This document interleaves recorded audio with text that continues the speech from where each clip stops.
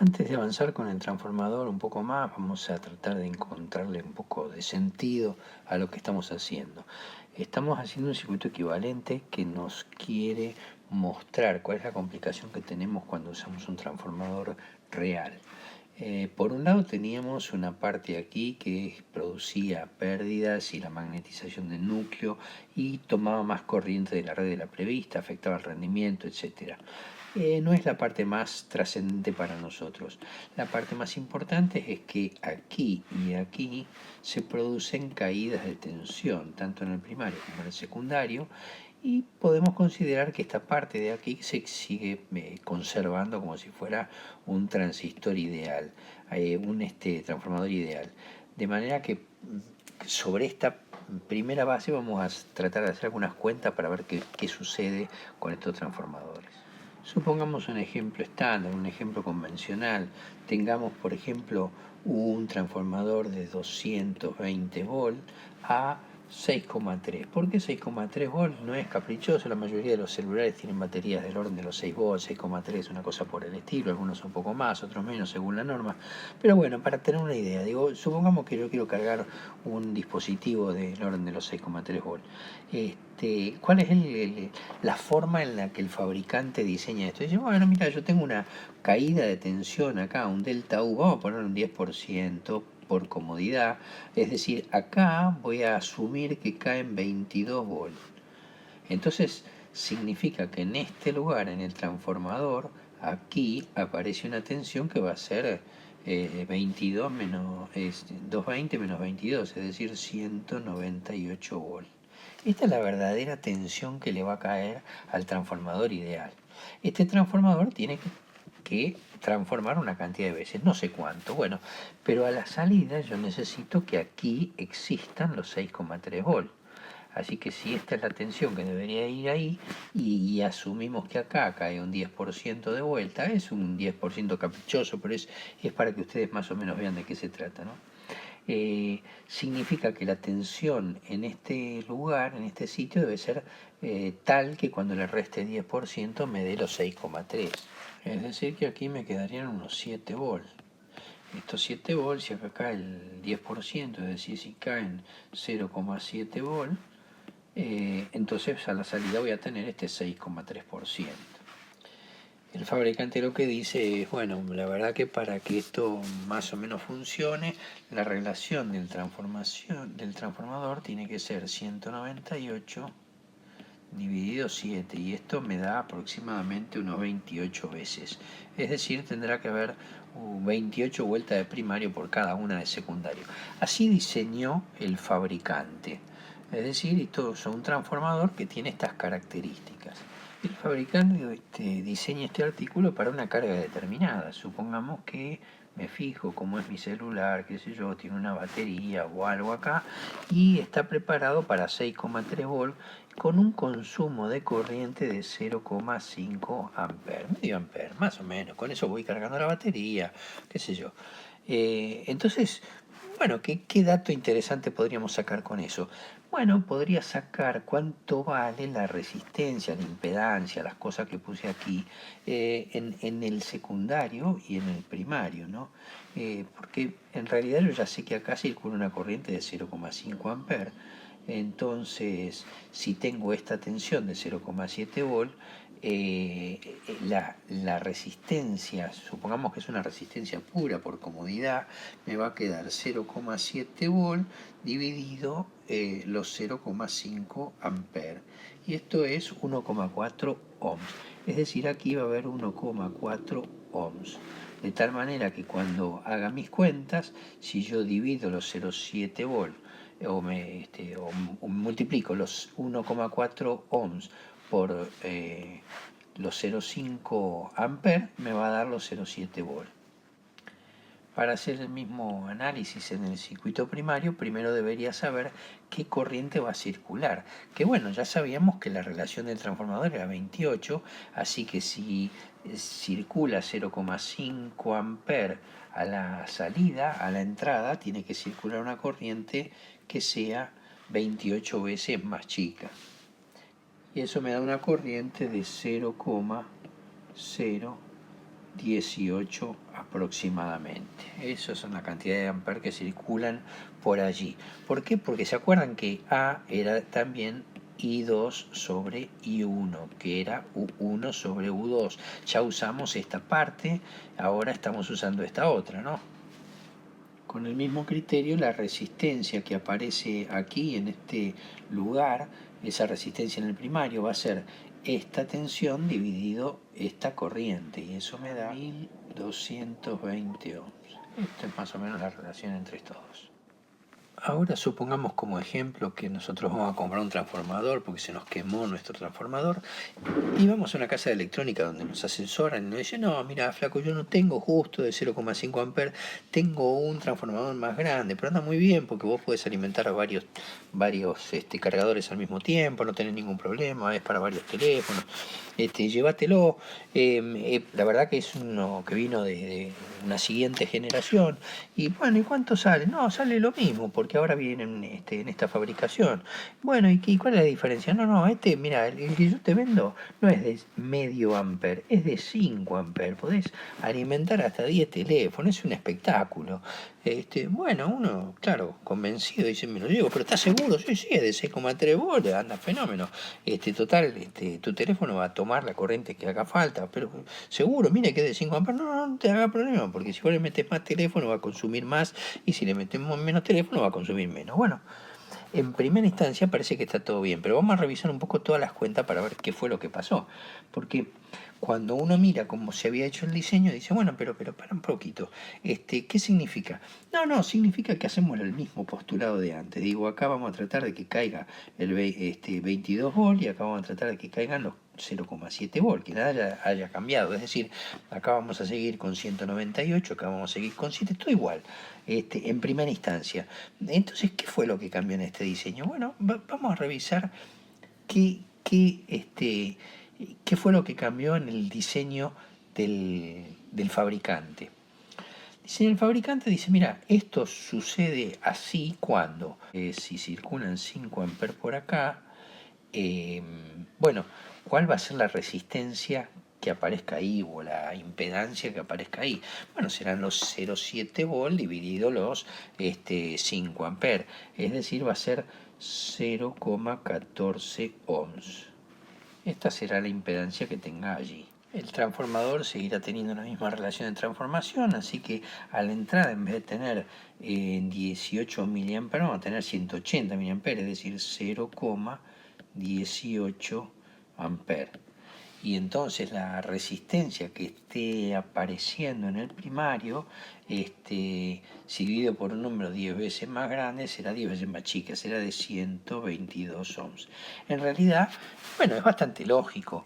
Si bien se han conservado las tensiones, las corrientes han aumentado a 10 y las resistencias estas han cambiado alrededor de 10 veces. Bueno, fenómeno.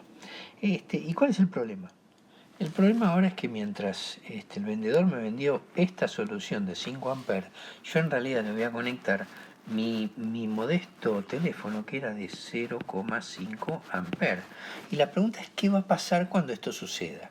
Digo, bueno, mirá, cuando circule por acá medio amper, la caída de potencial que aparezca por acá será de medio amper por 0,14, así que será 0,14 por 0,5 y me da 70 milivolt, es decir, 0,07 volt. Esto es lo que ha cambiado. Bueno, si esta es la tensión que aparece allí, quiere decir que acá estaremos en 6,37 milivolt. Eso es lo que debería pasar. Pero, a ver, hagamos la cuenta bien, porque el transformador tiene una relación de 28 veces. Entonces, si la corriente es de medio amper, quiere decir que por acá tiene que ser 28 veces más chica. Es decir, 0,5 dividido 28 me da 18 miliamperes, es decir, 0,018. Bueno, lo que teníamos al principio, sí, fenómeno, pero espera, revisemos un poquito, porque si yo multiplico esta corriente por esta resistencia, la caída de potencial ahora me da diferente. Si tengo 18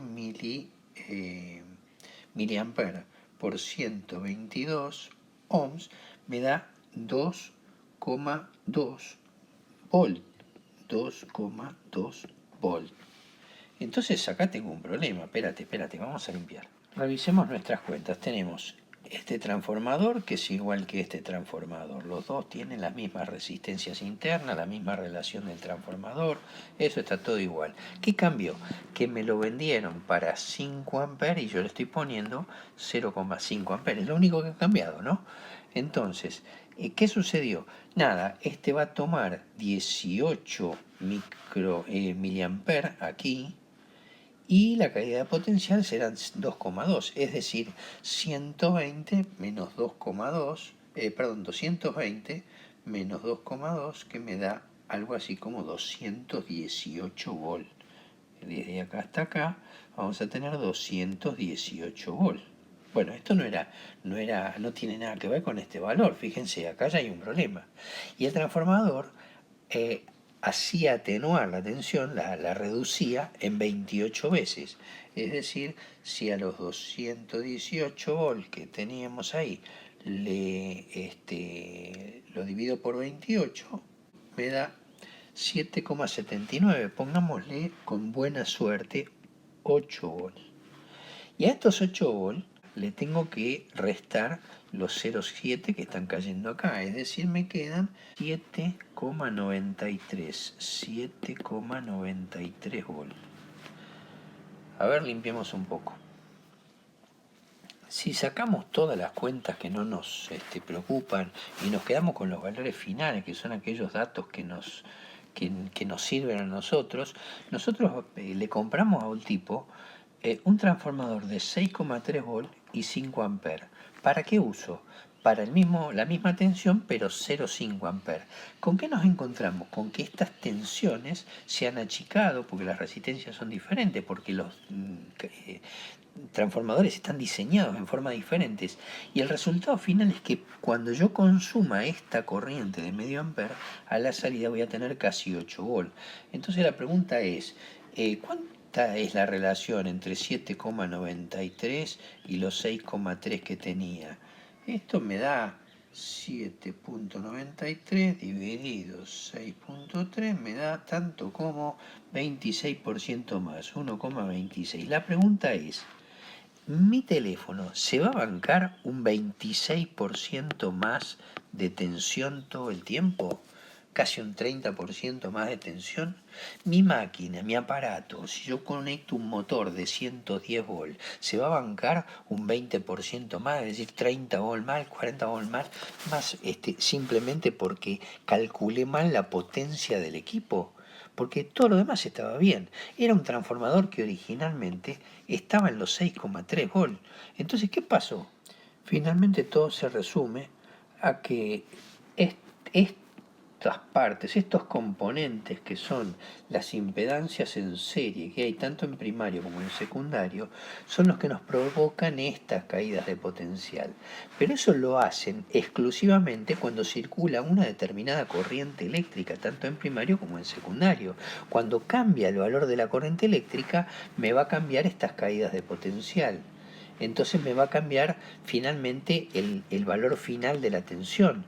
Y esto es lo peligroso. Me puede dar en más o en menos. Es decir, si yo en vez de usar 5 amperes hubiera usado acá para este diseño, no sé, más tensión, bueno, la caída de potencial aquí sería más grande y la tensión sí sería menor. Es decir, sobre la tensión de diseño, la tensión puede subir o puede bajar. ¿Según qué? Según específicamente la potencia de este dispositivo. Por eso que estudiamos toda esta historia de los circuitos equivalentes.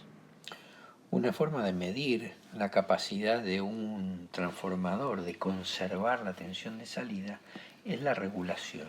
La regulación básicamente se compone de calcular que aquí hay una caída de potencial, y entonces si esto es el referido al primario y este es el primario, lo que hace es fijarse cuál es el porcentual de esa caída de potencial. Entonces, a la salida vamos a poder poner la tensión del secundario referida al primario en vacío.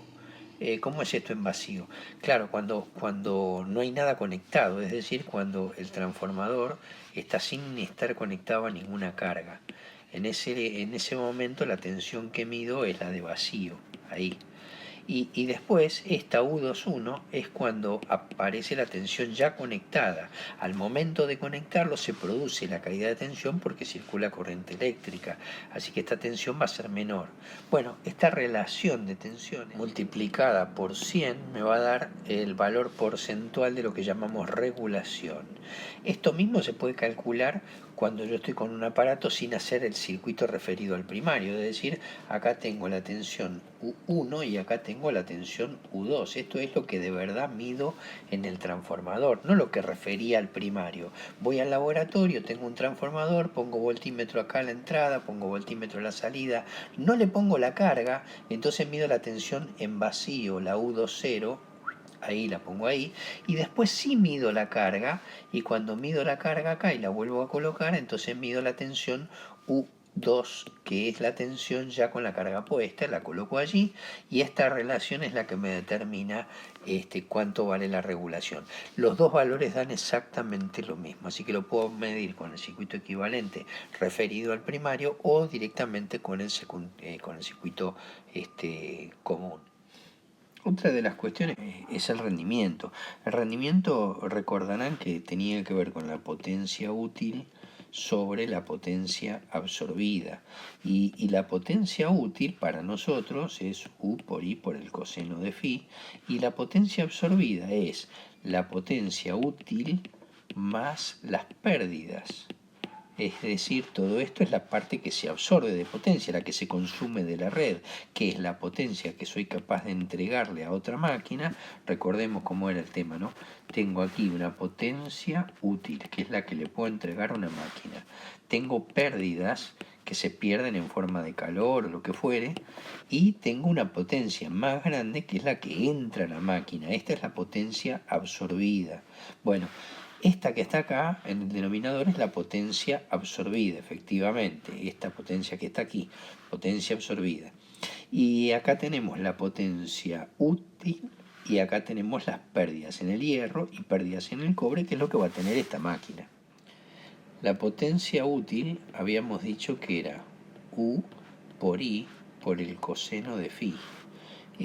La verdad que esto que está acá es S, que es la potencia aparente, así que lo puedo poner como S por coseno de phi.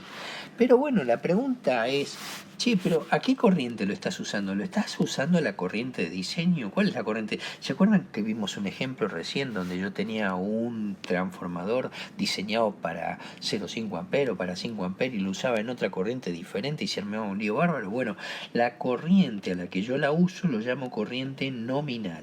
Nominales son los valores de diseño, los valores estándar que vamos a utilizar. Esta es la corriente de diseño. Pero ¿qué pasa con la corriente que yo uso? No, esta es la corriente I que yo uso. Entonces vamos a llamar factor de carga a la relación entre la potencia aparente que hay o la que estoy usando y la potencia nominal. Y entonces, ¿qué gano con esto? No, resulta que la verdad que esto lo podemos mirar así. La potencia, como la red es de 220 volts, de 380, lo que sea, pero yo tengo una tensión que fija y le impone la red. Así que la tensión siempre va a ser la tensión nominal. Y entonces esta va a ser la tensión nominal por la corriente que estoy usando en este momento, que vaya a saber cuánto vale. Dividido la tensión nominal, que es la de diseño, y la corriente nominal, que es la de diseño. Claro, esto se va con esto, y me queda que esta relación entre la corriente que estoy usando y la corriente nominal es el factor de carga, así la llamamos, factor de carga, que también tiene que ver con esta relación, obviamente. ¿Qué significa? Bueno, supongamos que tengo un factor de carga de 1,2. ¿Qué representa? Representa que yo estoy usando una corriente un 20% más grande que la de diseño. Y si tuviese un factor de carga de 0,7, significa que estoy usando una corriente que es el 70% del factor de diseño. Por eso lo llamamos factor de carga. Y me indica cuánto estoy sobrecargando o subcargando a la máquina. Esto es bastante más fácil porque la mayoría de las veces los fabricantes me dan absolutamente todos los parámetros para las condiciones nominales, es decir, las condiciones ideales de carga. Esto es como cuando uno compra un auto que le dice, mira, ¿cómo es tu rendimiento? Mira, el rendimiento, el auto consume, hace 14 kilómetros con 10 litros. Con 1 litro, 14 kilómetros por litro. Bueno, fenómeno, pero ¿en qué condiciones? No, a 80 kilómetros por hora. Y si vas a 120, no, consume más. Y acá pasa igual. Las condiciones de rendimiento se calculan para los valores nominales, es decir, los valores de diseño. Y el resto puede estar sobrecargado o subcargado. Todavía puedo agregar un poco más y valor S, a partir de esta expresión, lo puedo poner como el factor de carga por el valor nominal de la potencia aparente por el coseno de phi. Y este va a ser, al final de cuentas, la potencia útil. Bueno, eso es lo que vamos a ver ahora, cómo lo utilizamos. Entonces acá podemos apreciar cómo queda el rendimiento cuando ponemos el factor de carga y los valores nominales. Resulta que las pérdidas en el hierro, según habíamos visto en algún video anterior, no dependen de la corriente, dependen de la tensión, tienen que ver con la tensión al cuadrado, qué sé yo. Así que las pérdidas en el hierro quedan determinadas cada vez que yo aplico ese circuito magnético a una tensión. Me queda establecido un flujo magnético y ya está. Y una vez que tengo el flujo magnético, las pérdidas se conservan, porque dependen justamente de la frecuencia y del B y qué sé yo. Pero las pérdidas en el cobre, no, estas pérdidas en el cobre, ¿de qué estamos hablando? Estamos hablando de la potencia que se pierde en las resistencias de los bobinados, primario y secundario, tienen que ver con R por I cuadrado. ¿Pero qué I? No, bueno, la corriente que estoy usando, pero es la de diseño, no sé, qué sé yo. La corriente que estoy usando sobre la corriente de diseño, que es la nominal, me da el factor de carga, así que yo acá podría poner que esto es R por I sobre, no, a ver, por I, pero ¿y cuánto vale? No, I vale, espérate, esta I vale factor de carga por I nominal y todo esto al cuadrado. Así que me va a quedar R por I nominal al cuadrado y el factor de carga al cuadrado. Es decir, este es el nuevo valor que va a estar en función del factor de carga, que es cuánto yo estoy sobrecargando o subcargando a la máquina, al cuadrado, por supuesto, multiplicado por las pérdidas estas, que son las pérdidas nominales. Estas pérdidas nominales, ¿por qué me interesan las pérdidas nominales? Porque es el dato que me da el fabricante. Me dice, mirá, cuando vos estás andando 80 kilómetros por hora, el auto rinde tantos kilómetros por litro. Bueno, estas son las pérdidas nominales. Cuando vos lo estás usando a tantos amperes, que es la potencia nominal, la de diseño, en ese momento esto pierde tanta cantidad de watts en concepto de pérdidas en el cobre. Las de hierro son las nominales siempre porque no dependen de la corriente que estoy utilizando. Para completar el panorama, bueno, aquí tenemos entonces lo que vale S nominal, que es esto, un nominal por I nominal, por el factor de carga, que es este valor, y van a ver que se simplifica y me queda U por I que estoy usando, que era al final lo que yo necesitaba, que era la potencia útil en ese momento. La potencia en el hierro queda igual y la potencia en el cobre recién la vimos con todo esto, así que todo eso no ha cambiado. En esta expresión, una de las cosas que podemos ver es que este rendimiento se puede graficar aquí en función del factor de carga. Si yo reviso cómo es el rendimiento en función de este parámetro que es el factor de carga, me va a dar una cantidad de curvas que es una familia de curvas. Y esta familia de curvas tiene una característica medio especial, que es que uno puede elegir el máximo rendimiento y dice, ¿cuándo va a ser máximo? Bueno, si hacemos la derivada del rendimiento respecto al factor de carga, cuando esto es igual a cero vamos a obtener el máximo. Al hacer la derivada de todo este chorizo respecto del factor de carga, me va a dar una expresión como esta que determina que el máximo factor de carga se obtiene cuando pérdidas en el hierro y pérdidas en el cobre nominales son iguales, es decir, cuando este término es igual que este término. Así que la mayoría de las veces, cuando tengan un buen transformador delante, van a encontrarse con que las pérdidas en el hierro y las pérdidas en el cobre son prácticamente iguales. ¿Por qué? Porque el fabricante trata de que esas pérdidas sean iguales porque saben que allí es donde vas a tener el mejor rendimiento.